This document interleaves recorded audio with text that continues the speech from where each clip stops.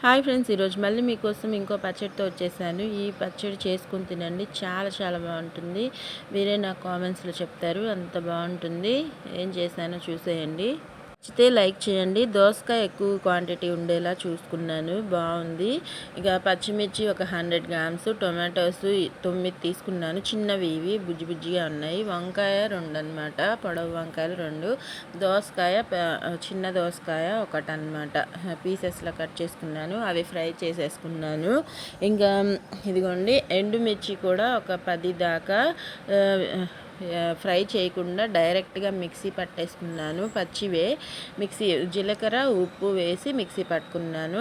మనం ఫ్రై చేసి పెట్టుకున్న పచ్చిమిర్చి, వంకాయలు, ఈ ఎండుమిర్చి, ఉప్పు, జీలకర్ర వేసిన మిశ్రమాన్ని దంచేసుకుంటున్నాను రోట్లో.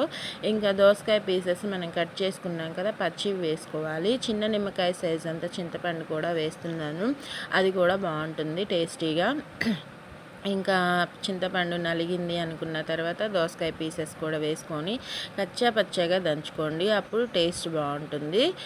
తినేటప్పుడు పంటికి తగులుతూ దోసకాయ ముక్క అనేది ఇది ఇది నూరిన వెంటనే బాగుంటుంది, మార్నింగ్ అయినా ఈవినింగ్ అయినా బాగుంటుంది. ఇలా ఫైనల్గా ఉల్లిపాయ కూడా వేసుకొని మొత్తం ఒకసారి రుబ్బేసుకుంటే మన టేస్టీ టేస్టీ పచ్చడి రెడీ.